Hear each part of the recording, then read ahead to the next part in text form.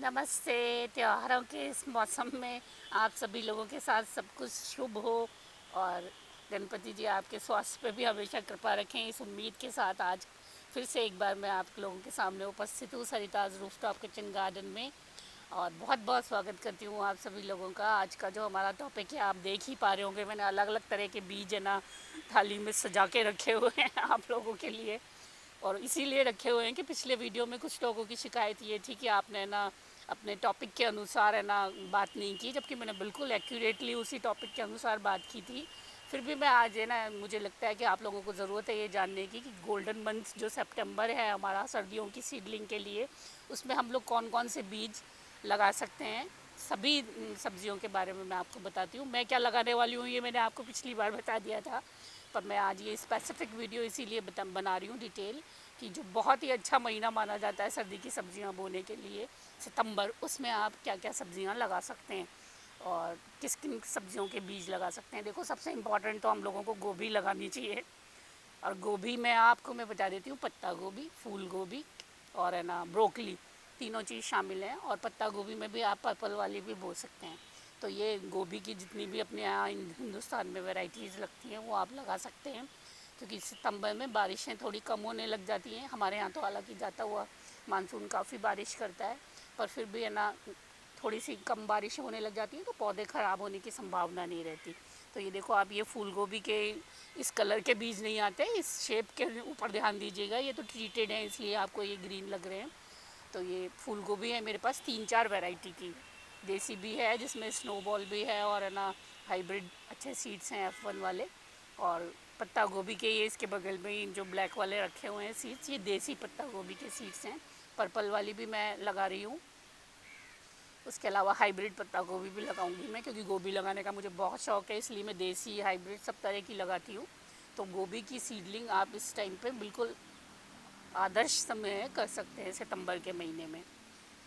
पर आप है ना ये सब बीज डालते टाइम एक बात ज़रूर ध्यान रखिएगा, जैसे शुरुआत में अगर सितंबर में हम लोग लगाते हैं तो ये ध्यान ज़रूर से रखिएगा आप लोगों की बारिश लगातार ना पड़ रही हो आपके यहाँ।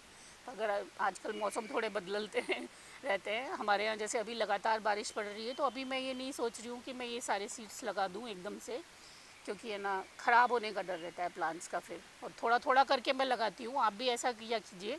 ये जो सारी सर्दियों की सब्जियां हैं जो एक बार में उतर के पेड़ ख़त्म हो जाता है गोभी जैसी, इनको थोड़े थोड़े दिनों पे आप बोते रहा कीजिए, जिससे आपको रेगुलरली वो सब्ज़ी है ना अपने किचन गार्डन से मिलती रहे।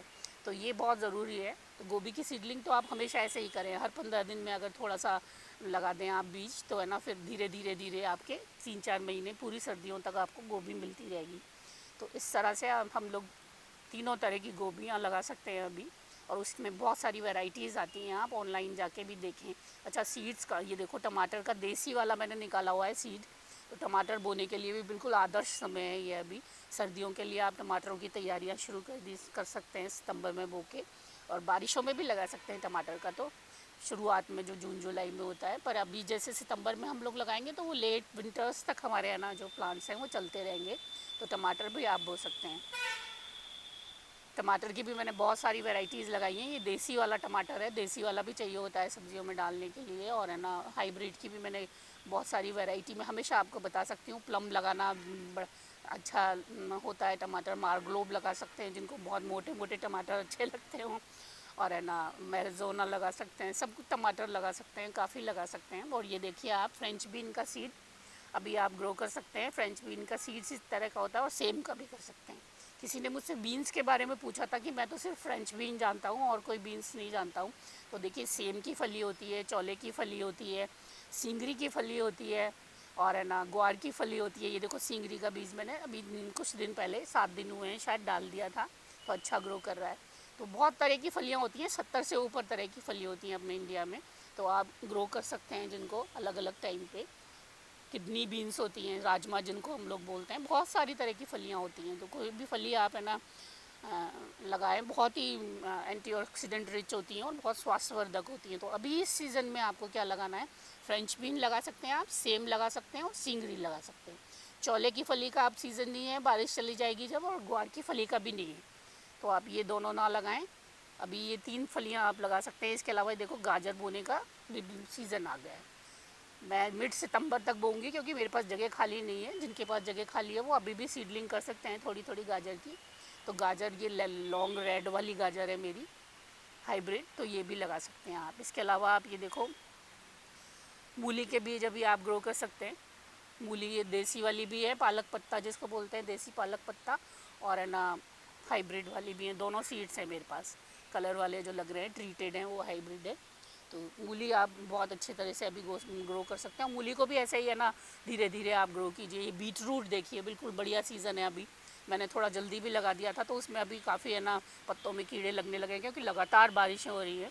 बीट रूट और पालक का है ना सीड जो एक जैसा लगता है, तो इसमें आप कंफ्यूज मत होइएगा। पालक अभी आप लगा सकते हैं जिनके यहाँ बारिश कम हो गई है।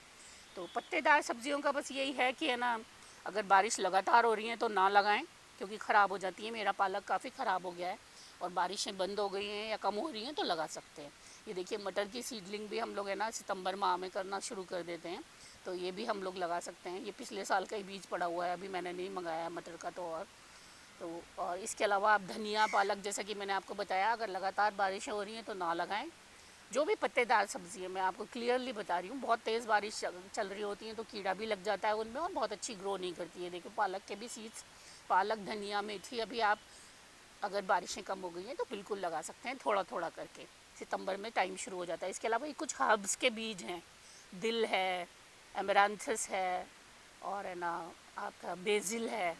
ये सब हर्ब्स के जो बीज होते हैं, ये भी आप अभी इस टाइम पे ग्रो कर सकते हैं अगर बारिशें कम हो गई हैं तो, क्योंकि ये बड़ी अच्छी खुशबूदार सी हर्ब्स होती हैं और इनको बड़ा ग्रो कर सकते हैं आप। और ये बैंगन देखिए आप, बैंगन अभी आप लगा सकते हैं, बिल्कुल लंबा वाइट वाले बैंगन का बीज है ये। और गोल वाला, लंबा वाला, कई वैरायटीज़ के आते हैं, वाइट वाला, ग्रीन वाला, सारे तरह के बैंगन आप लगा सकते हैं अभी सितंबर में बैंगन की। और हरी मिर्च की पौध भी आप अभी लगा सकते हैं, हरी मिर्च, शिमला मिर्च।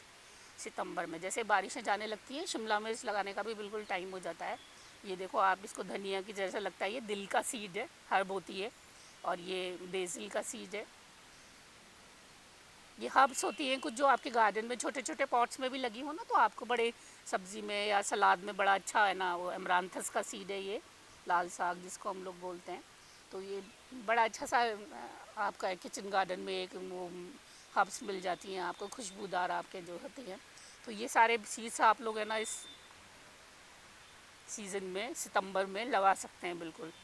तो मैंने, आई डोंट थिंक मैं कुछ भूल रही हूँ, पर फिर भी अगर कुछ भूल रही हूँ तो आप लोकल अपना जो उगाया जाता है उसके हिसाब से भी उगा सकते हैं। और सीड्स कहाँ से लेना है, ये बड़ा सवाल आता है मेरे पास।